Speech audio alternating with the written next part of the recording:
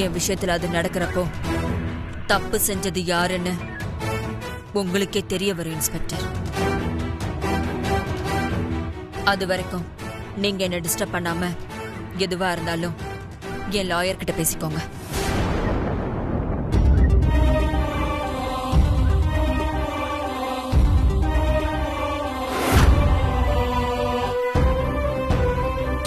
கார்த்திக்,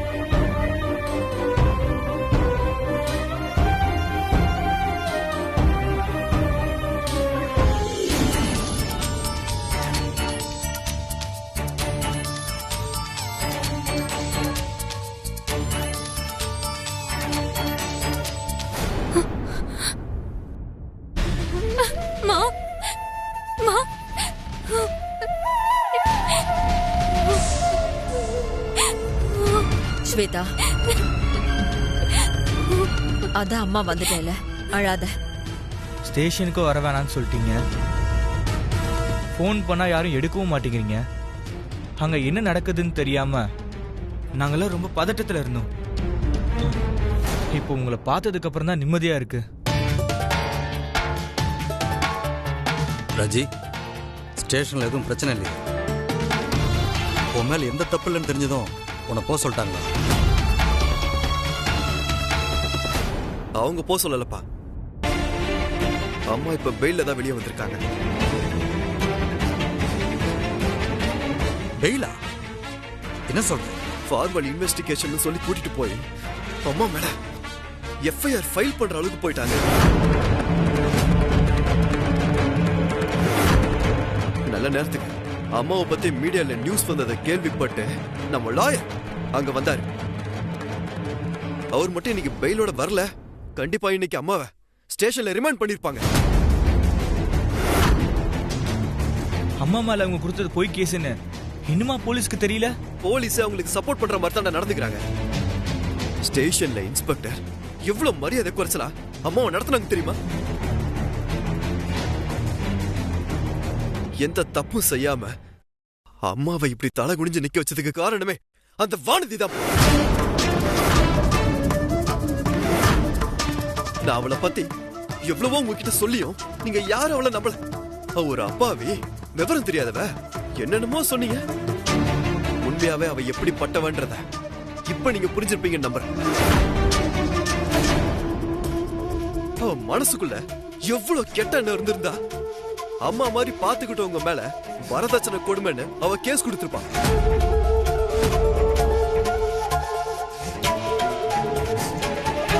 நல்ல வேலை, ஜீவோட கல்யாணம் முடிஞ்சதுமே அந்த குடும்பத்தை நம்ம இங்க இருந்து அனுப்பிட்டோம். இல்லனா அக்காவும் தங்கச்சியும் இங்கே இருந்து நம்மளை இன்னும் கஷ்டப்படுத்திருப்பாங்க. வானதி அண்ணி இப்படி ஒரு விஷயத்த பண்ணாங்கன்னு இப்ப வரைக்கும் என்னால நம்ப முடியலன்னு. இதா அவ தப்பு செஞ்சா கூட அதை நீங்க யாரும் நம்ப மாட்டேங்கிறீங்க பாத்தீங்களா? அதனாலதான் திரும்ப திரும்ப அவ நம்ம குடும்பத்தையே டார்கெட் பண்ணிட்டு இருக்கான். அவ மேல நீங்க வச்சிருக்க நம்பிக்கையை யூஸ் பண்ணி அவ உங்க எல்லாரையுமே முட்டாளாக்கிட்டு இருக்கா. இனிமேலாவது அவ எப்படிப்பட்டவன்னு எல்லாரும் புரிஞ்சுக்கோங்க. அவங்கள விடுன, இதுக்கப்புறம் அம்மாவுக்கு எதுவும் பிரச்சனை வராதுல்ல? இதோட எல்லாம் முடிஞ்சிரும்ல? இல்லடா, இது வெறும் ஆன்டிசிபேஷன் பெயில் தான். எப்படி இதுக்கப்புறம் என்கொயரி கூப்பிடுவாங்க. திரும்பவும் நம்ம போலீஸ் ஸ்டேஷனுக்கு போய் அவங்க முன்னாடி நிக்க வேண்டியதான்.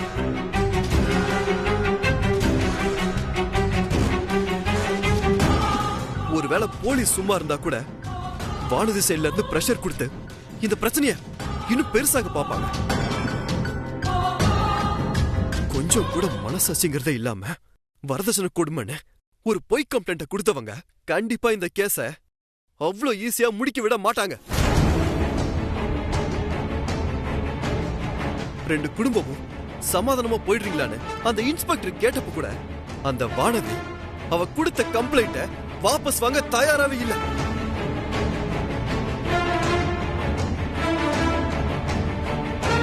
அவளுக்கு தேவை நம்ம குடும்பத்தை அசிங்கப்படுத்தணும். அதுக்காக இன்னும் எந்த எக்ஸ்ட்ரீமுக்கு வேணாலும் அவ போவா.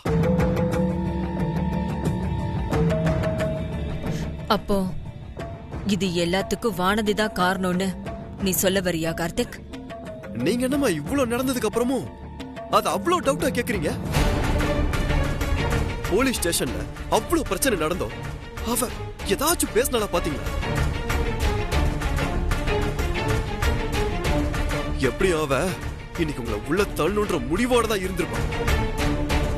ஆனா நீங்க என்னடா அவளுக்கு போய் இறக்கப்பட்டு இருக்கீங்களேம்மா. இதுல நான் இறக்கப்படுறதுக்கெல்லாம் ஒண்ணுமே இல்ல கார்த்திக். என் மனசுக்கு உண்மைன்னு தோன்றத நான் சொல்றேன், அவ்வளவுதான்.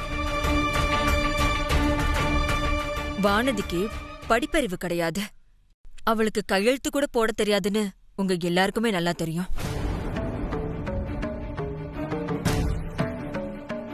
அப்படி இருக்கிறப்ப வரதட்சணை கொடுமைன்னு வானதி என் மேல கம்ப்ளைண்ட் எழுதி கையெழுத்து போட்டு கொடுத்தாங்கிறத என்னால ஏத்துக்க முடியல.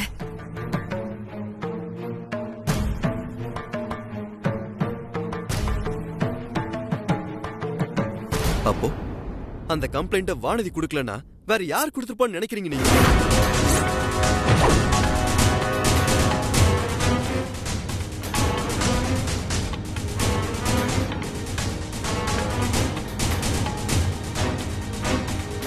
இதை யாரு செஞ்சிருப்பாங்கன்னு இன்னும் கொஞ்ச நேரத்துல உங்க எல்லாருக்கும் தெரிய வரும். கார்த்திக், நீ போய் என் ரூம்ல இருக்கிற கன் எடுத்துட்டு வா.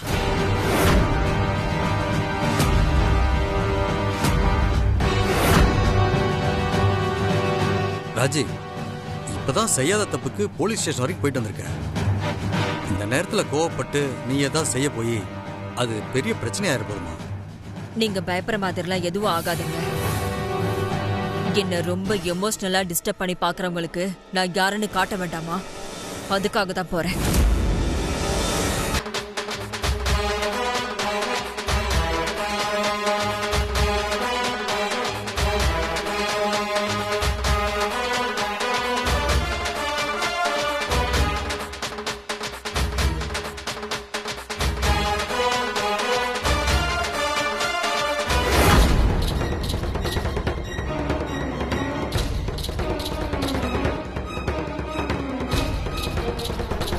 நீ கூட வா கார்த்திக்.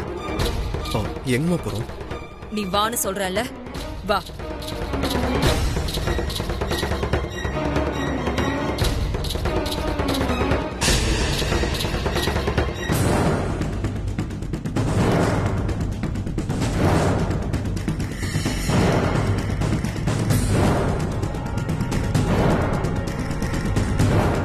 மருமகளே கம்ப்ளைண்ட் கொடுத்ததுனால ராஜேஸ்வரியை எப்படியும் உள்ள தூக்கி வச்சிருவாங்கன்னு தான் நினைச்சேன். அவளுக்கு எதிராக எல்லா எவிடன்ஸும் இவ்வளவு ஸ்ட்ராங்கா இருந்தும் எப்படி பெயில் கிடைச்சதுன்னு தான் புரியவே இல்லை. இவ்வளவு நடந்ததுக்கு அப்புறமும் ராஜேஸ்வரியால வெளியில கௌரவமா நடமாட முடியும்னு நினைக்கிறீங்க?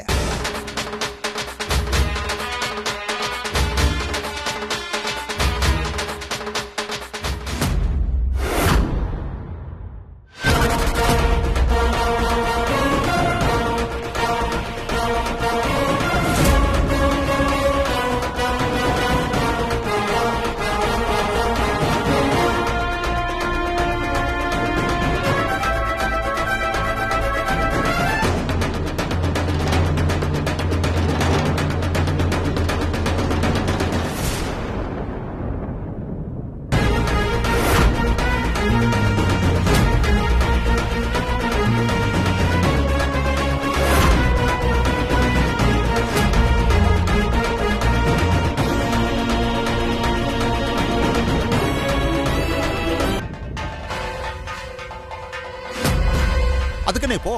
பிசினஸ்ல நியாயமா எங்க அம்மாவை ஜெயிக்க முடியாம இப்படி ஃபேமிலில பிரச்சனை பண்ணி இப்படி அவங்க பேரை கெடுக்க பாக்குறீங்களே, இது உங்களுக்கு அசிங்கமா இல்ல? அசிங்கமா? வீட்டுக்கு வாழ வந்த 2 மருமகளையும் துரத்தி விட்டது உங்களுக்கு அசிங்கமா தெரியல? அவங்களுக்கு நியாயம் கிடைக்கிறதுக்காக ஹெல்ப் பண்ண நான் வந்தது உங்களுக்கு அசிங்கமா தெரியுதா?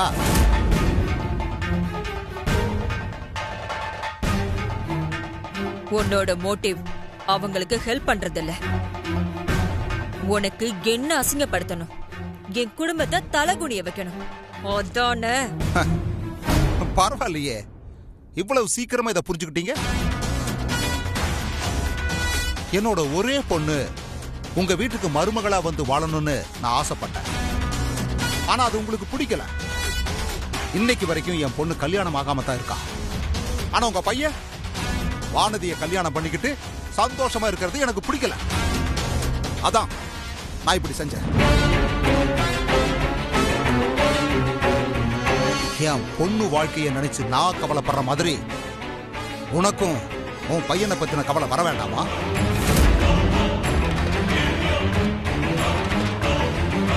அப்பதான் என் வலி என்னன்னு உனக்கு தெரியும். ஏதோ நீங்க பெயில் வாங்கிட்டதுனால இதோட எல்லாம் முடிஞ்சு போறது கிடையாது. ஒரு அப்பாவா நான் அனுபவிச்ச வலிய வாழ்நாள் முழுக்க நீங்களும் அனுபவிப்பீங்க.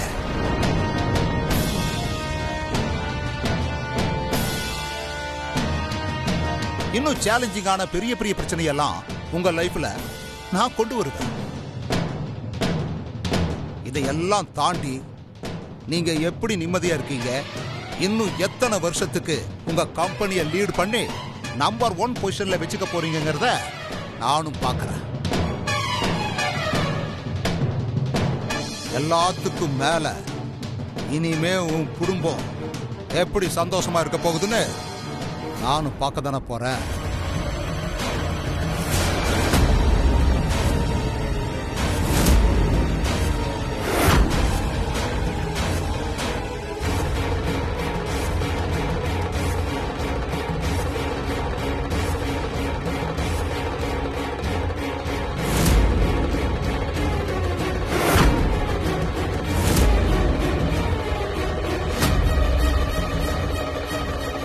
இன்னொரு வார்த்தை பேசுன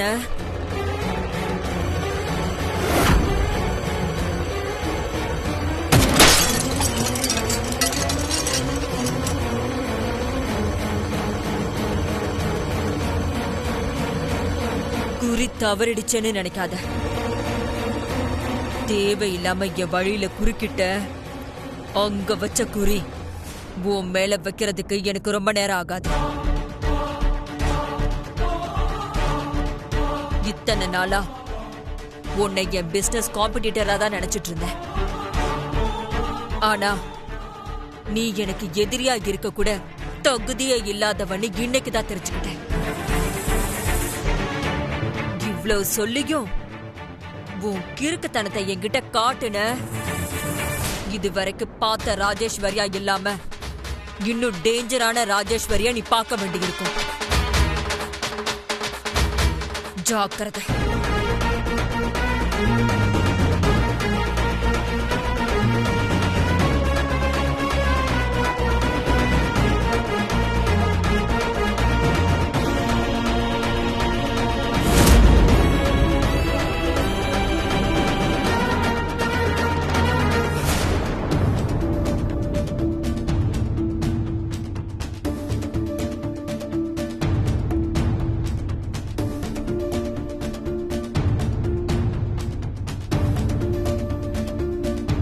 இன்னும் அந்த ஆளை பத்தியே யோசிச்சுட்டு இருக்காதீங்கம்மா, விடுங்க. அதான் நீங்க போய் வான் பண்ணிட்டீங்கல்ல, இனிமேலாவது அந்த ஆள் இந்த மாதிரி பிரச்சனை பண்ணாம இருக்காரான்னு பார்க்கலாம். தெரியாம தப்பு செஞ்சா அதை நாம மன்னிக்கலாம், இல்ல அதட்டி திருத்தலாம். ஆனா இவர் வேணும்னே என்ன பழி வாங்கணுங்கிறதுக்காக இப்படி எல்லாம் செய்யறேன்னு சொல்றாரு பாரு. தேவையில்லாத குழப்பத்தை ஏற்படுத்தி ஒரு குடும்பத்தையே கஷ்டப்படுத்தி பாக்குறதுல இப்படி என்னதான் சந்தோஷம்னு தெரியல.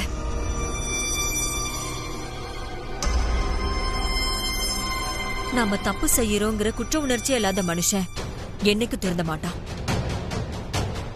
நாம தான் கொஞ்சம் ஜாக்கிரதையா இருக்கணும்னு நினைக்கிறேன்.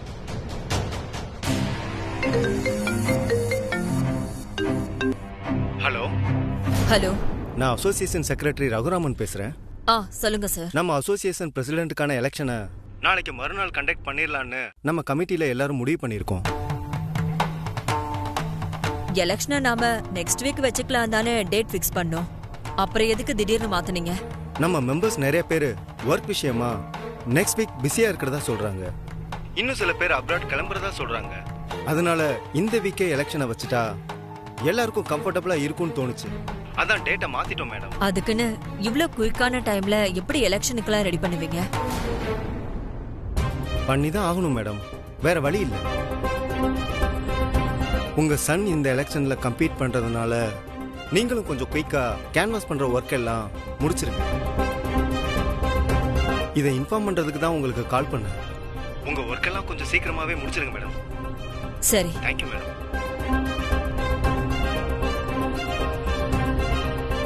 என்னாச்சுமா? யார் போன்ல? நம்ம அசோசியேஷன் செக்ரட்டரி பேசினாரு. நெக்ஸ்ட் வீக் நடத்தலான்னு இருந்த எலெக்ஷன் நாளை கழிச்சு நடத்தலான்னு முடிவு பண்ணிருக்காங்க. என்னம்மா சொல்றீங்க? எலெக்ஷன் டேட்டா மாத்துறதா இருந்தா எல்லார்கிட்டயும் கேட்டுட்டு டிசைட் பண்ண மாட்டாங்களா? அது எப்படி? எலெக்ஷன் விஷயத்துல அவங்களே ஒரு முடிவு எடுக்கலாம். எனக்கு என்னவோ அவங்களா எடுத்த முடிவு மாதிரி தெரியல கார்த்திக்.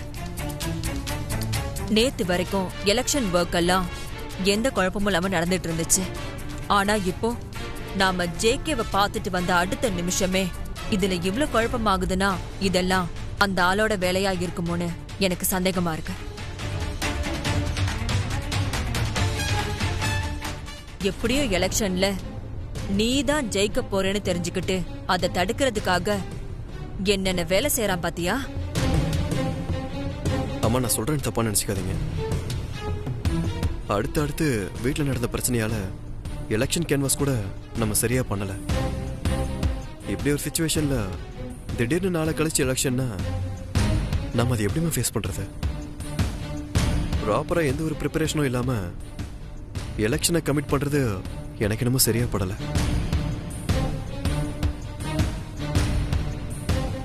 ஏற்கனவே நடந்த பிரச்சனை எல்லாம் நினைச்சு மனசு சரியில்லாம இருக்கிற இந்த நேரத்துல எலெக்ஷன்ல என்னால கான்சென்ட்ரேஷன் பண்ணவே முடியாதுமா. பேசாம எலெக்ஷன்ல இருந்து வாபஸ் வாங்கலாம்னு நினைக்கிறேன். என்ன பேசுற கார்த்திக்? இத்தனை வருஷமா நான் இருந்த பிரசிடென்ட் போஸ்டிங்க்கு நீ வரணும்னு ஆசைப்பட்டது நீ என் பையங்கிறதுனால இல்ல. நீ பிரசிடென்ட் ஆனா நம்ம அசோசியேஷனை நல்லபடியா லீட் பண்ணுவேங்கிற நம்பிக்கையில தான். ஆனா நீ என்னடானா சின்ன சின்ன பிரச்சனைக்கெல்லாம் பயந்து வாபஸ் வாங்குறேன்னு சொல்லிட்டு இருக்க. பயம்லாம் இல்லம்மா. நான் என்ன சொல்ல வரேன்னா, நீ ஒன்னும் சொல்ல வேண்டாம். நீ இந்த எலெக்ஷன்ல ஜெயிக்கணுங்கிறது அம்மாவுடைய ஆசை. அதுக்காகவாச்சும் நீ இதை செஞ்சுதான் ஆகும்.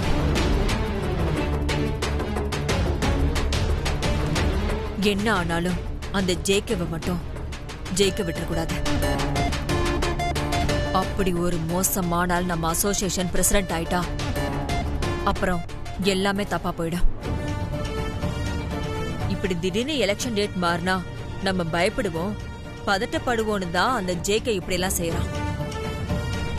அதுக்கு ஏத்த மாதிரியே நீயும் இப்படி எல்லாம் பேசினா என்ன அர்த்தம் சொல்லு? அந்த ஜேகே என்ன சூழ்ச்சி பண்ணாலும் கடைசியில உண்மைதான் ஜெயிக்குங்கிறத இந்த எலெக்ஷன்ல நாம ப்ரூவ் பண்ணி காட்டணும்.